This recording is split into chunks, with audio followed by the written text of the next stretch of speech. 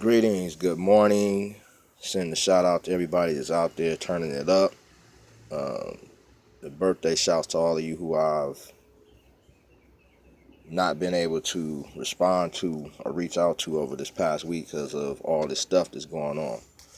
But just getting straight to it, want to address not necessarily criticizing people who are actually getting up doing stuff, but more so looking at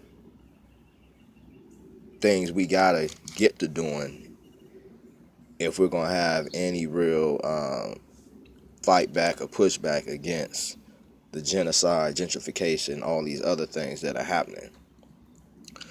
Those of us who have been in the movement for a while, people who have studied these type of movements in depth, know right now we're at a very critical point because a lot of people have awakened and, even more importantly, gotten out and gotten involved, whether it's the protests, whether it's these brothers who are taking up arms to execute justice on our behalf, or whether it's the boycotts. Get to all of that individually in a minute. But one of the reasons these people have maintained power for almost 500 years is because they know how to manipulate all of this against us. And that is where we're potentially at right now. Just speaking on mass mobilizing and marching and all of that. When you mass mobilize, march, and whatnot, two of the main reasons behind that is to raise awareness about the issue at hand, but also to mass mobilize people effectively to use our numbers, the majority, against this minority that is oppressing us. I want to go back and speak on the efforts against the war, in Afghanistan and Iraq. When that stuff was breaking out, there were tens of thousands, then eventually hundreds of thousands of people who mass mobilized and marched the streets for long periods of time. But it didn't stop the war. The war went on. It's actually still going on. They are still occupying those people's territories and still finding reason to kill people, blowing up hospitals, all types of sadistic stuff. And again, your black president is giving the okay for that. He's signing off on that. But that is one of the dangers of us just getting out doing without critically analyzing what we're doing and identifying what it is we want to happen when we mobilize those type of numbers. In, I believe it was Czechoslovakia, they had what's known as the Red Velvet Revolution, where people mass mobilized, and for 30 days they shut their entire country down, meaning no shopping, no working, they didn't do nothing. And what that did was it forced all of their government officials to step down, all of them, not just replacing certain ones here and there, because when you do that and you leave all the other people in place, they maintain systematic power. But when the people massively went out there and boycotted, striked, shut infrastructures down, the so-called ruling class had no choice but to concede government power to the people. But even that is part of it, because ultimately it's about regaining control of the land. So when we mass mobilize and we're just getting out here, marching up and down the streets or not doing anything to enforce a consequence against these people, because that's what it's about, enforcing a political consequence.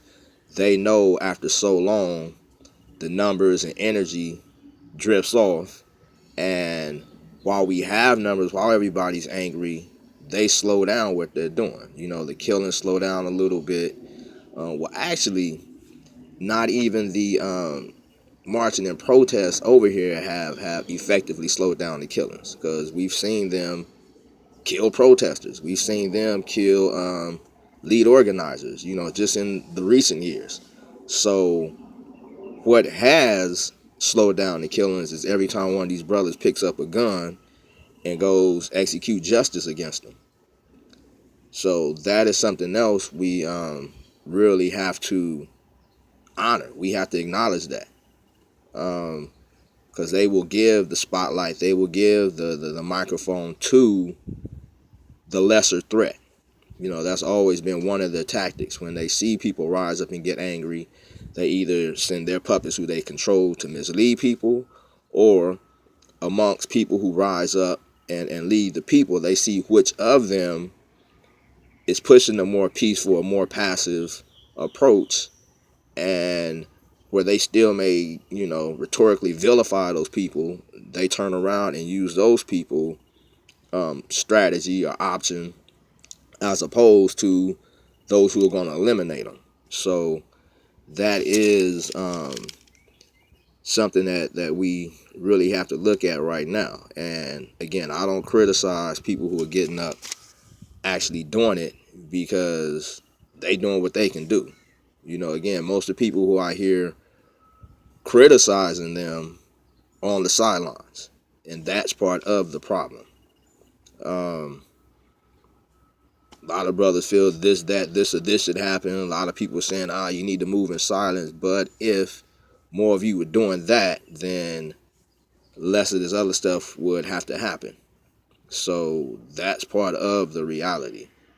If you think things are going to change just by you criticizing people on Facebook, or coming out, arguing, yelling at people that are in motion with what they're doing, the thing is to look at what's happening and see where you can fill in the gap.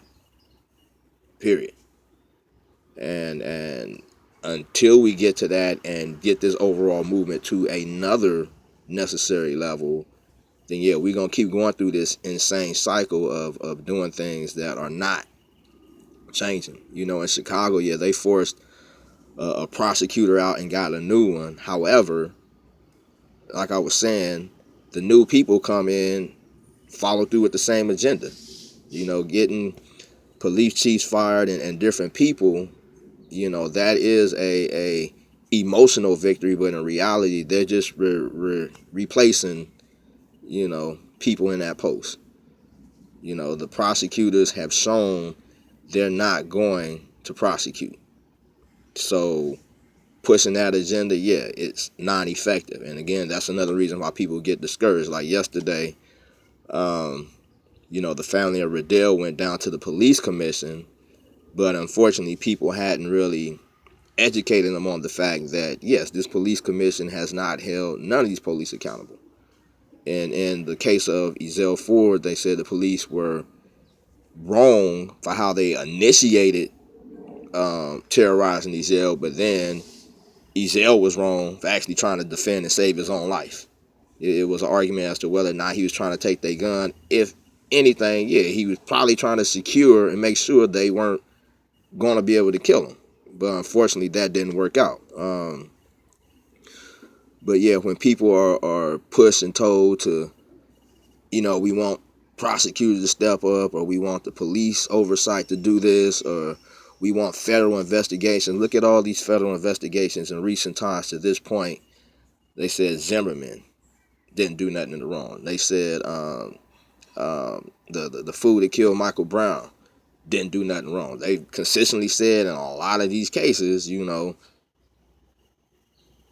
these people didn't do anything wrong, because black life still is not protected under this government. It's never been. And that's another illusion I see a lot of people have fell into, because they're saying, oh, we got constitutional rights, oh, the government, blah, blah, blah, blah, blah, blah. But these are things they have lied to you. They have told you this to get you to conform.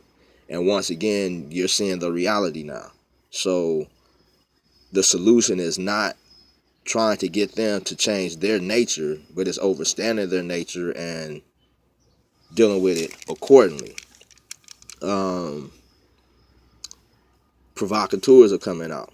You know, I was watching one video yesterday. Our sister Jasmine, who stay going hard, they were at the police headquarters, and at one point, appeared to be a white woman came up talking about all lives matter. Now, everybody knows that's just not something you come to a Black Lives Matter protest and say. So when you see certain things like this, you got to know some people are being put in place to provoke a situation where the police will then be justified, according to them, to step in and lock us up, or worse, kill one of us on the spot in front of all those people. Because again, when people are passive and won't physically defend themselves, that's why a handful of police can step in and bully a huge crowd of people.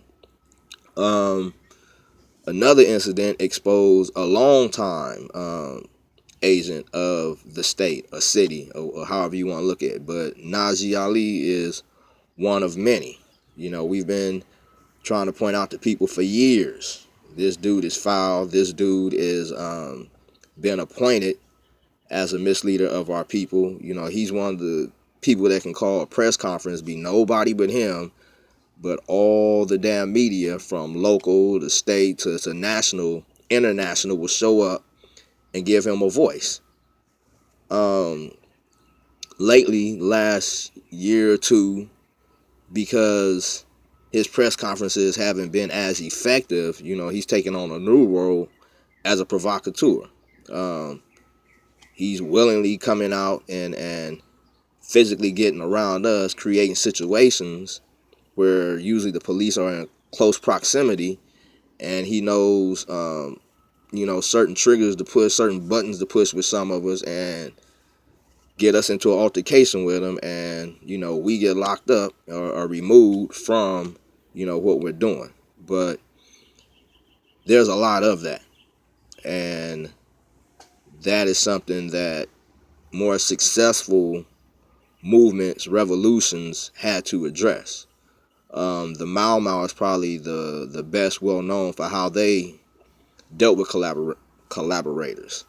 You know, South Africa had a way on how they dealt with collaborators and sellouts and snitches and whatnot.